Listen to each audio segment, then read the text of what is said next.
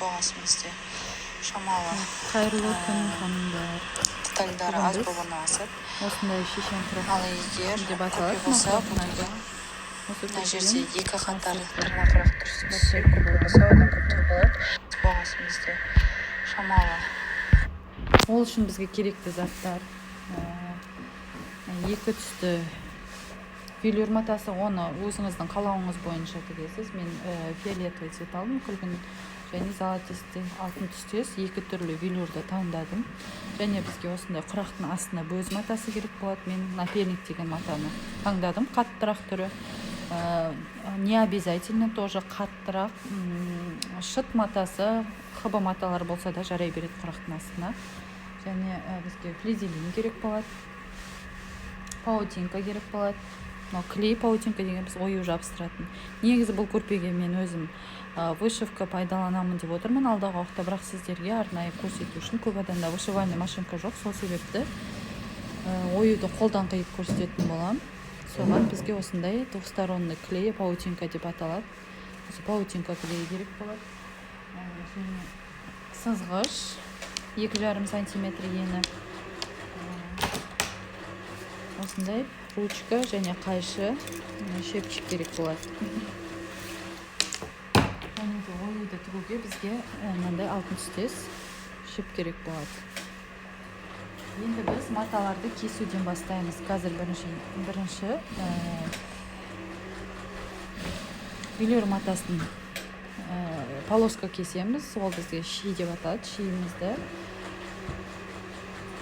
2,5 сантиметрден аламыз және ұзындығынан кесетін боламыз. Міндетті түрде енінен кесіп қоймаңыздар. Ұзындығын біз қалай айырамыз? Ұзындығын қарасаңыздар, түгі болады ұзындығы жағында. Бұлай гладкий болып жатады. Бұлай істесеңіздер, түгі көтерілетіне із қалады түктен. Осы біздің ұзындық болып келеді бұлай жасағанда. Ал мынау енінен бізде ешқандай түктің несін айыра алмаймыз. Гладкий жағын және де ұзындығы созылмайтын болады, ал ені созылатын болады. Созылатын жағынан полоска кесіп қоймаңыздар. Бұлай өзі матаны қараған кезде де созылатын жағы және ұзындығы көрініп атады өзі. Осы ұзындығынан біз полоска кесетін боламыз, лента.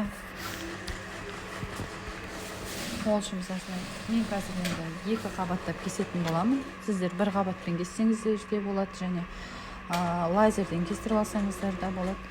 Болмаса, раскроенный нождар бар, электрический, соның кессеңіздер де болады. Қабат-қабаттап, мен қазір қайшымен екі қабатқа қойып, бүктеп, 1 метр матаны велюрды кесетін боламын. Бүктемінде міне сызғыштың бойымен сызып, осында 2,5 сантиметрлік сызғыш пайдаланамын. Специально сызғыштың бойымен былай сызып, до конца сызып шығамын. Мен сіздерге қысқа нұсқа түсінікті көрсету үшін 3-4 сызып көрсететін болам.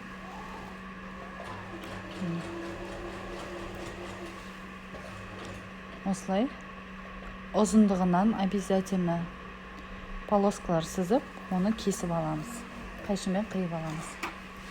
2,5 сантиметрлік сызғыш болмаса, егер сіздерден бұлай өлшесеңіздер де болады. 2,5 сантиметр қылып, екі басынан белгілеп, мына басынан және ана басынан.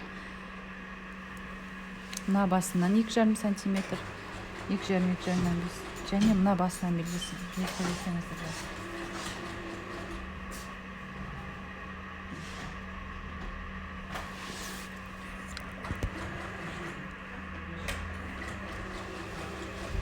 Мына басынан да 2,5 белгілеп алдым.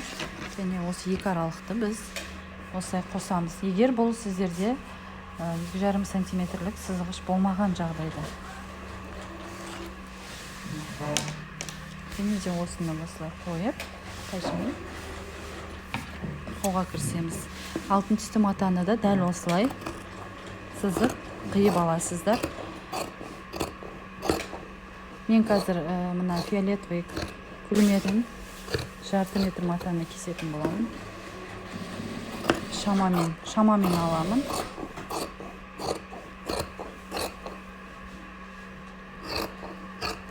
бізге екі түрлі құрақтың размері керек болады. Екі түрлі құрақтың түрін қолданамыз бұл жерге.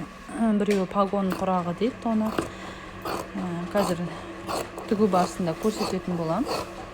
Осылай барлығын маталарымызды бірінші қиып, осы заготовка жасап алыңыздар, содан кейін тігінге кіріссеңіздер, өздеріңізге ыңғайлы болады.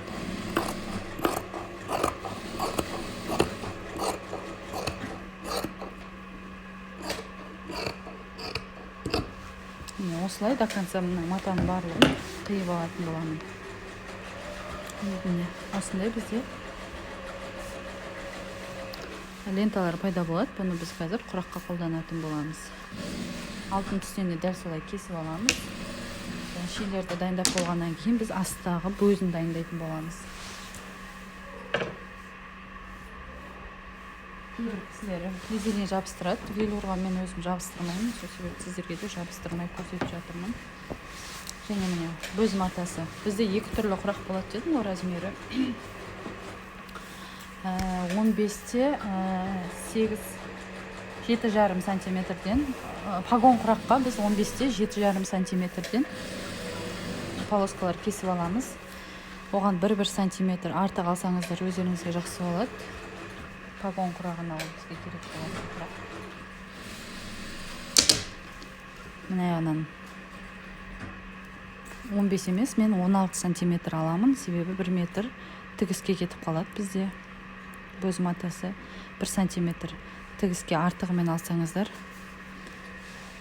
мына жағынан екі жағынан да 16-16-ға белгілеп, екі жағын қосып,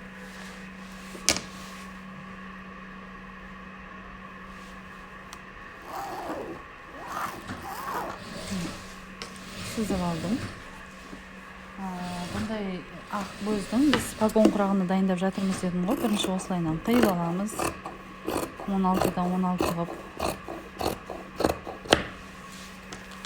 Және бұлай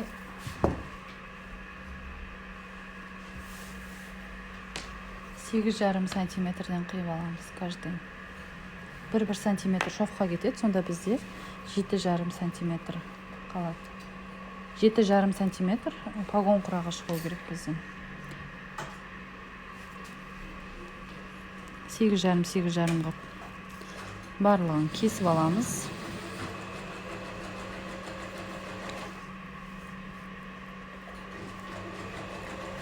Екі жағынан белгілей отырып,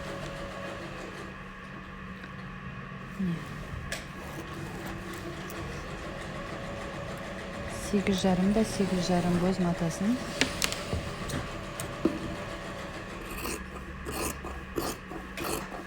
кесіп дайындаймыз. Бұл бізде заготовка. Бұндайдың бізге 96 штугы керек болады. 96 штугын кесіп аламыз. Бұдан біз қазір 96 штук пагон құрағын құрайтын боламыз. Бұл түсінікті болды деп ойлаймын. Енді екінші құраққа біз екінші құрағымыз біздің 15-15 сантиметр болу керек. Және 15-15 болу үшін бізге көзден 17-17 қылып 2 сантиметр үлкейтіп аламыз. Себебі бұл тырнақша құрақ құраймыз біз бұдан. Сол үшін 2 сантиметр артық тігіске алатын болсақ, 15 сантиметр құрақ бізде дайын құрақ шығатын болса, 17 сантиметр 2 сантиметр артығымен құраққа тігіске кететін болады. Мен не үшін артығымен аламын? Себебі көп адамның құрақтары бір дегеннен түп түзеу шықпайды. Көз айналады, кішкене шамалы көз айналып кетеді. Құрақ қисайып шығады. Сол себепті бөзіміз бізді кішкентай болып қалмасын деп артығымен 2 сантиметр артық аламын. Артық жерін біз соңынан құрағымыз дайын болып 15-15 құрақ шыққаннан кейін артық жерлерін, артық бөздерді қиып алып тастаймыз.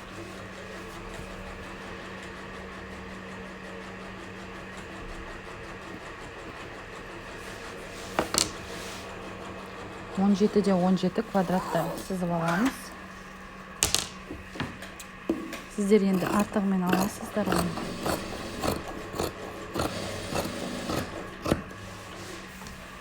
Көрпенің ұзындығына қарай құрақтардың да саны өзгеріп отырады.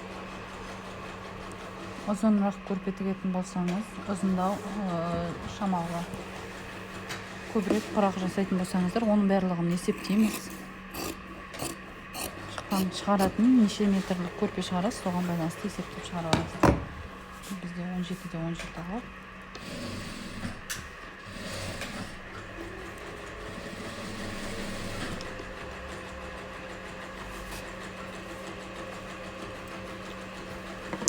Квадраттар қиып аламыз.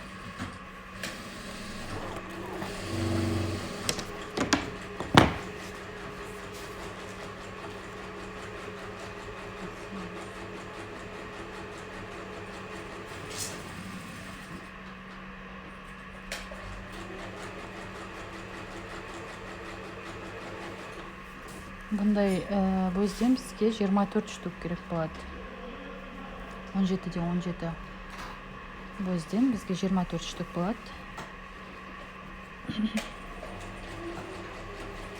Осылай 24 штук қылып сіздер дайындап аласыздар бөзін. Осылай кесіп 24 штук, погон құрақтан 96 штук, мына тырнақша құраққа бізге 24 штук керек болады. Біз бөзімізді дайындап алдық, ленталарымызды дайындап алдық. Енді біздің жұмыс тігіске пісетін боламыз.